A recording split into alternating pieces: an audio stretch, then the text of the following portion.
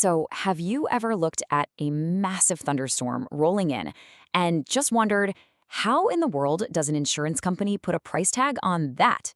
Well, you can bet it's not a guess.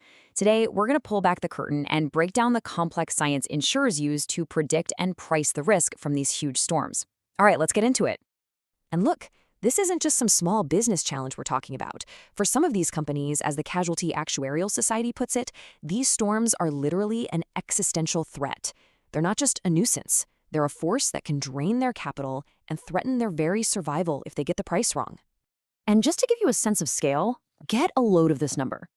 Insured losses from severe storms, hail, tornadoes, straight-line winds, they frequently blow past $50 billion a year. This isn't some rare freak event. It's become a recurring, massive financial gut punch for the industry. So that brings us right to the main event, right? When you're staring down a threat that's this huge, this unpredictable, and this expensive, how do you even start to calculate a fair price for an insurance policy? How do you turn total atmospheric chaos into a number on a spreadsheet? Well, the answer lies inside a really powerful statistical tool. So let's go ahead and take a look inside the industry's go-to method for wrestling with this exact problem. It's called a generalized linear model, or just GLM for short. The easiest way to think about it is like this super powerful engine. You feed it dozens and dozens of different variables, and it crunches them all to predict financial risk. It's not guessing, it's calculating the odds of a claim happening, and, just as importantly, how much that claim is probably going to cost. Okay, at its core, the model looks something like this. Now, don't worry about the math, seriously. The only thing you need to know is that each little X you see there is a piece of data. It could be the age of your roof, your home's exact location, anything. The model's whole goal is to use all those X's to predict an outcome. Usually something like the frequency of claims, how often they happen, or the severity, the actual dollar cost of the damage. We can actually boil all those variables down into two main buckets to make it even simpler. First, how vulnerable is the building itself? And second, how exposed is it to the weather hazard? That's really it. It's the perfect combination of what could get hit and what are the odds it's gonna get hit. So let's start with that first part of the equation, the physical building that's being insured. The model gets fed some really specific details about the property. We're talking about the roof's age and what it's made of, which, as you can imagine, is a huge deal for hail and wind damage.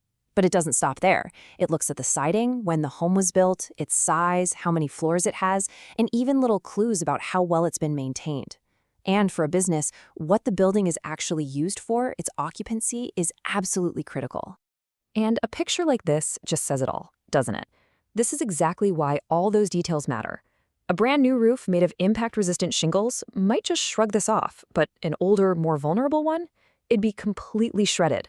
The model's job is to figure out that exact vulnerability before a storm ever shows up.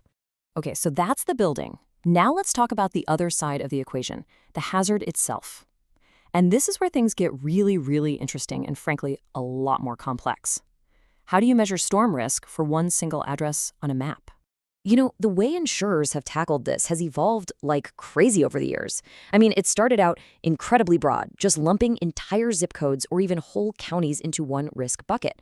Then things got a bit sharper, and they started looking at the actual history of storms near a specific property. And today, the most advanced methods involve simulating thousands upon thousands of potential future storms to get a crystal clear picture of the risk. So yeah, in the old days, your zip code was basically just a rough stand-in for your actual risk. The thinking was, hey, if you live in this county, you pretty much share the same storm risk as everybody else who lives there. It was a pretty blunt instrument, but for a long time, it was all they really had to work with. But today, it's a completely different ballgame. Now it's all about explicit, granular data right down to your specific address. So instead of using a zip code as a rough guess, the models now pull in things like the actual number of days with large hail within, say, a mile of your house, or these incredibly sophisticated peril scores that are built directly from raw weather radar data. It's a whole new level of precision. But here's the thing, even the most brilliant simulations can be wrong. So actuaries have this really clever reality check they perform. Think of it like calibrating a scale to make sure it's accurate. They look at what the model would have predicted for past years. That's the average annual loss, or AAL. And they compare it to what actually happened. If the model is off by, let's say, 10%, they'll tweak its future predictions by that same amount. It keeps the model grounded in the real world. So, we have all this incredible data, all this new precision. What does it actually mean for you and your insurance policy? This is where all that complex modeling hits the real world. Well, for one thing, it means the policies themselves are changing.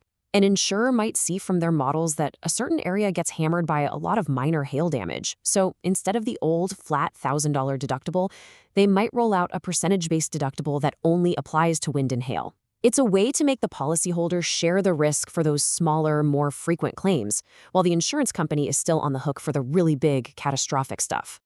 At the end of the day, it all boils down to this. Insurance pricing is becoming hyper-personalized. The risk is no longer being judged based on your general neighborhood. It's being assessed based on the specific condition of your roof and the precise weather hazard at your exact spot on the globe.